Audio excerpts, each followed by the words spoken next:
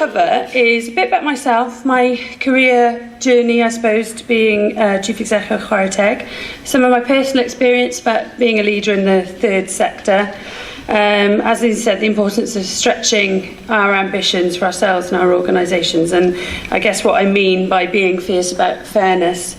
And I'll try and include some sort of top tips as we go along, and use my experience of the last 2.5 years at Chwarae Teg and my other personal experience along the way. So I always start with a picture of the family. So this morning I've taken 2 kids to school, walked the dog, and just had a call from school saying my daughter's forgotten her lunch. So straight from here I'll be back to school to drop that off, and as you will all know, we all bring our messy lives to work, and that's part of what makes it so fun. I grew up just outside of Cardiff in the Vale of Glamorgan in a very privileged leafy village, and my parents were both Labour activists. One was a teacher, one was a solicitor in the valleys.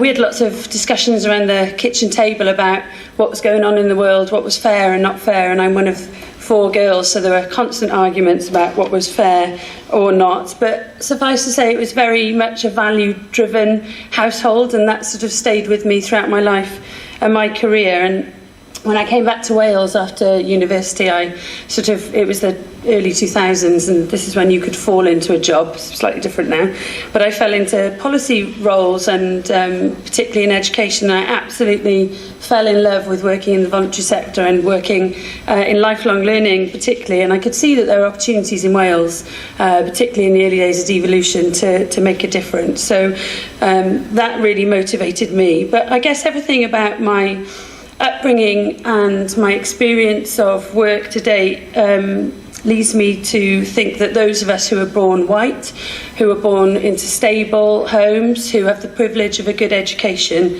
who are middle class like I am, have a responsibility to help others in some way, to help reduce inequality, to close the gaps between those who have and those who have not.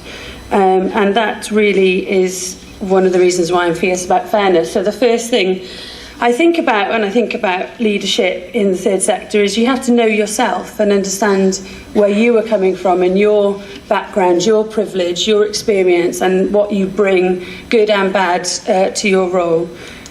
And the second is that you have to live those values. So this is me talking on the steps of the Senedd at an anti-Trump rally with my daughter, who would not stay in the crowd but insisted on coming to inspect the belly button fluff at the same time as I was trying to make my comments. But I suppose the reason I put that slide there is that you really need energy and passion and enthusiasm to be a leader in the third sector. We certainly don't come for the money and the other perks. And sometimes that means you bring your messy life with you. And often for me, that means bringing kids or, dragging them from pillar to post. And I was just saying to Steve, I've got 2 days in Llandudno for the Labour Party conference coming up, and the kids are coming, so that will be an experience. But I can't imagine being motivated to do a difficult job if you weren't also aligned to the values of the organisation. Getting up in the morning is a lot easier when you know you're making a difference to something that you care passionately about. But it's also linked to the first thing I was saying about knowing yourself. I know that I'm high energy, I know that I'm kind of relentless, and I know that I can't have an organisation full of people like that. I need to surround myself by a balance of different type of people to complement me and to help live our values in different ways.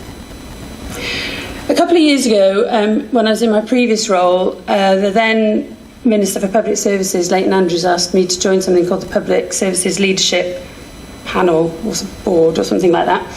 And it was the first time I'd ever been asked to do anything like that. And actually, thinking back, it was a really important point in my career. We had the end of the work was a 2-day summit on public service leadership, and in a room like this in Swansea, we had actually at the other stadium, we had all of the leaders of public services in Wales, so heads of health boards, universities, colleges, local authorities. And in fact, as I thought afterwards, or halfway through my speech, which I'll tell you about in a minute, everyone who might employ me in the future. So I did doubt myself halfway through. But anyway, so we saw the draft for this conference, and I remember saying to Leighton Andrews, there isn't a woman on it until halfway through the second day. Don't you think that kind of sets the wrong message about what our leaders in Wales should be and how we should look? And so he said, well, why don't you come and speak? And I said, well, I'm only coming if you let me say what I want to say. So my speech was entitled, You're a Bright Girl, but Another Challenges to a New Model of Leadership. And I actually remember discussing it with Steve quite extensively before I did it. And I just had one slide up while I was speaking, which was this one, which I use all the time in presentations, that says, I can't believe we still have to protest this crap. And I imagine that there's a lot of people in the room who feel the same about all of the things that you do in your job. I can't believe we still have to do this. But speaking truth to power, asking the difficult questions, as I tried to do that day, is absolutely important to all of our roles. So the third thing is about believing in your mission, and I absolutely believe that we need more women leaders in Wales. I absolutely believe that we need more modern workplaces and organisations, and that requires a different type of leadership and tackling old hierarchies. The organisations that we run in 2020 will be very different to the ones that we ran in 1990 or even today. So we have to be prepared to be different. I don't expect you to read this, it's only there so you can see the pretty triangle. This is Chwarae Teg's strategic plan.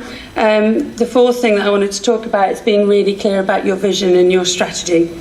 That seems obvious. Every chief exec will have a strategic plan. Everyone will articulate a vision of some sort. But being really clear on what you're trying to achieve to your staff, to your board, to your stakeholders, to the public is absolutely crucial.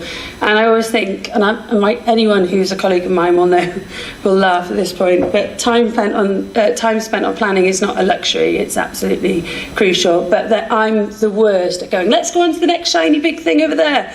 But I try to discipline myself, focus on what we said we'd do, really deliver on it. And the reason I use this slide is because when I started in my role, I really wanted to get that vision, that strategy onto one slide.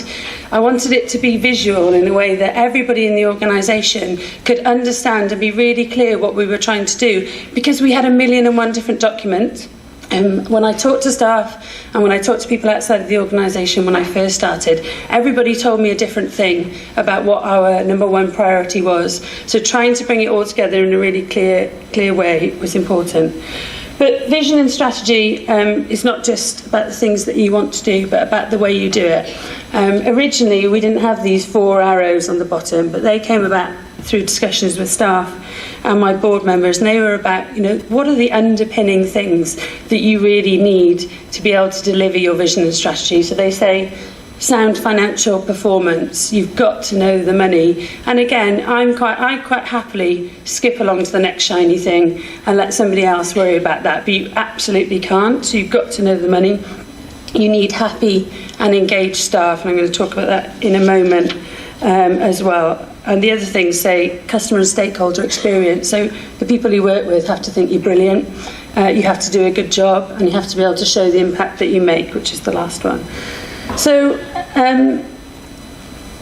I guess I'll skip onto this one because it's a nice picture.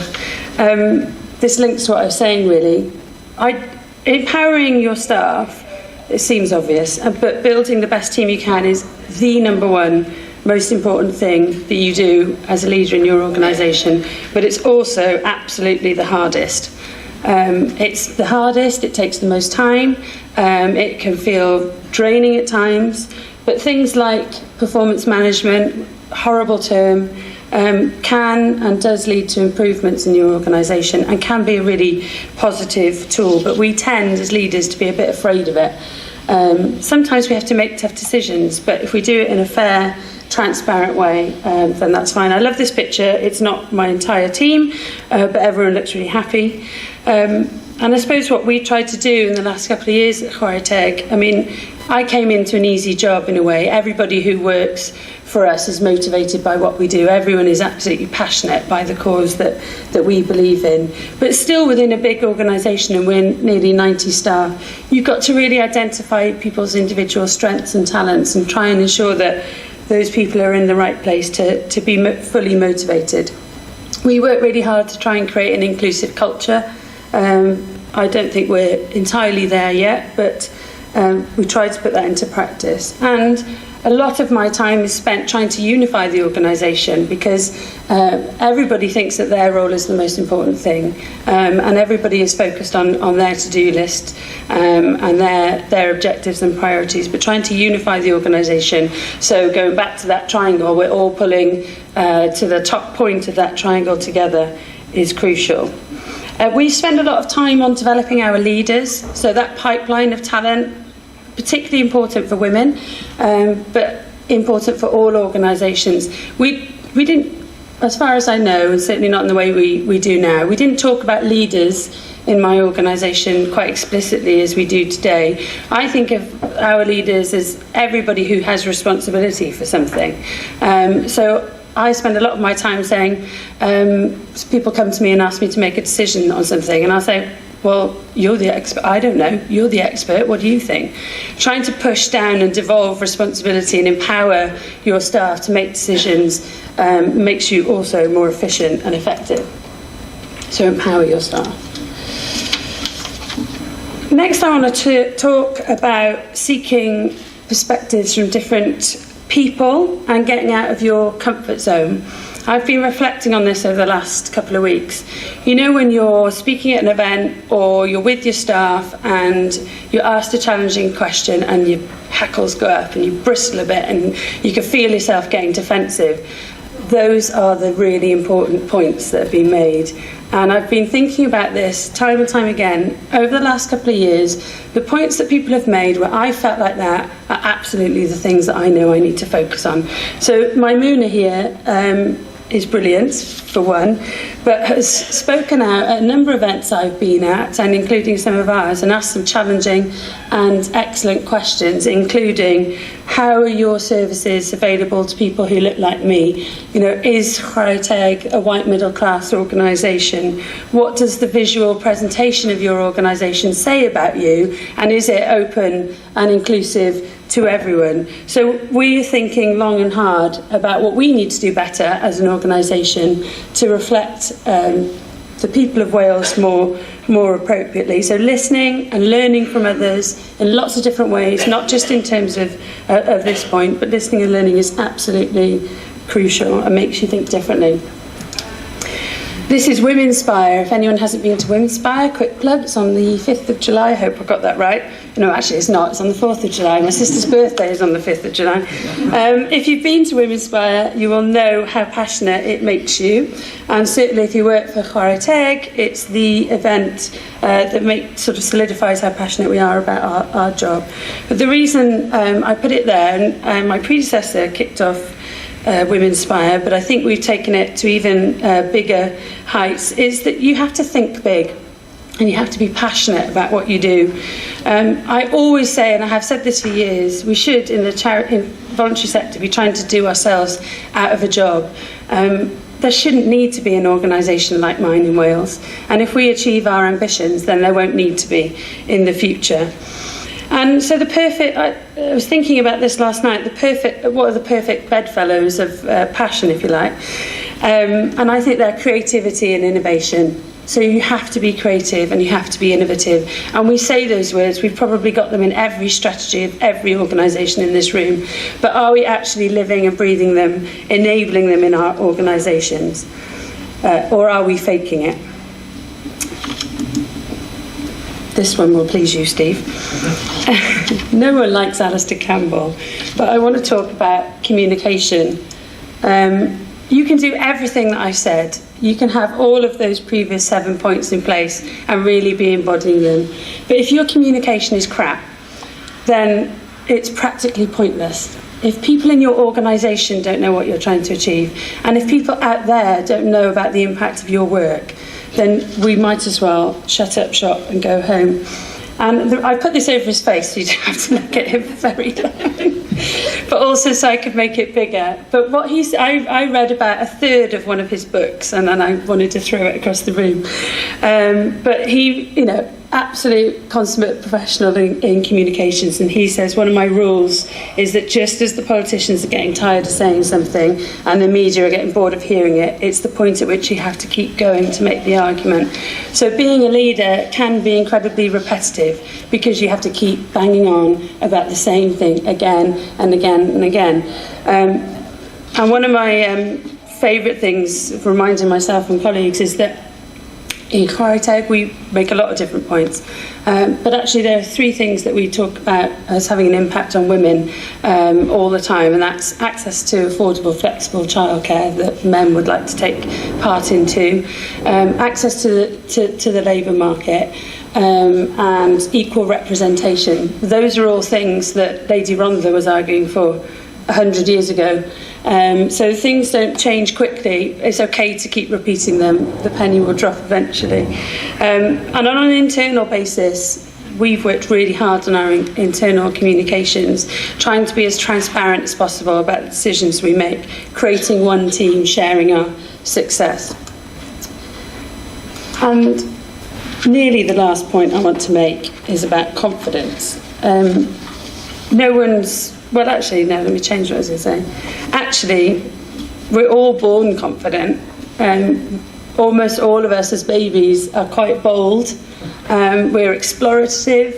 We go out into the world after school, if you're like I was, full of confidence, and then gradually it gets chipped away at. All the knocks of life, all the things that you experience in your personal life and your career knock away at that confidence. But what is leadership if it's not about confidence?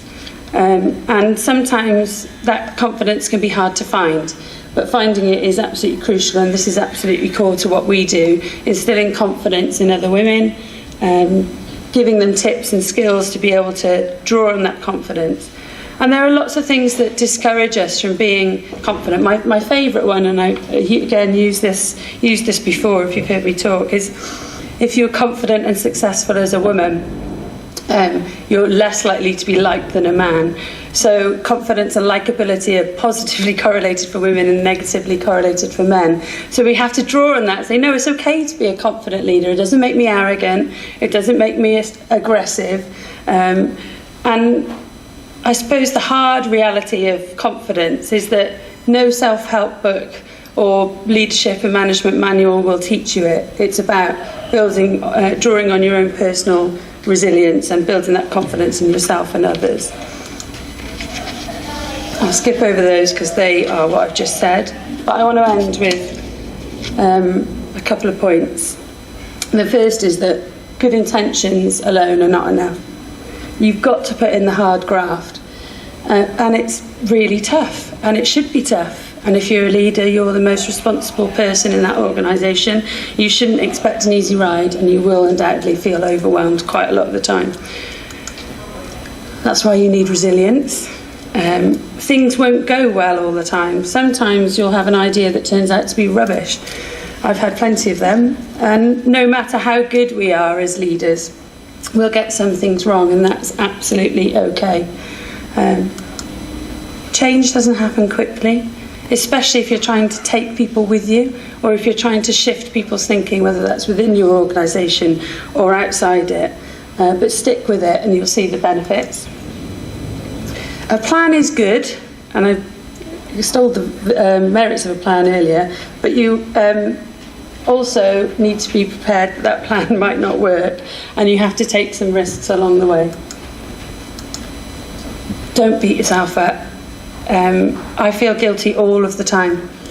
All of the time I worry about whether or not I'm doing a good job. All of the time I worry about whether my kids will turn out to hate me for working full time and never being at home enough. But, I think that's what every adult faces in their life. And I describe this period in my life as peak shit. So it's the point at which your career is at its sort of upward trajectory, your children are young, you've bought a house you can't really afford, and all of those things, but it can't be peak shit forever. So hopefully things will improve. So don't beat yourself up is a really important thing. And I just want to end by sharing a quote from Shami Chakrabarti before she went to the Lords, when actually I think she was a bit more of a trailblazer. She says about leadership in the third sector: be confident, be bold, don't underestimate yourself, and help each other out. So hopefully that's what today's all about.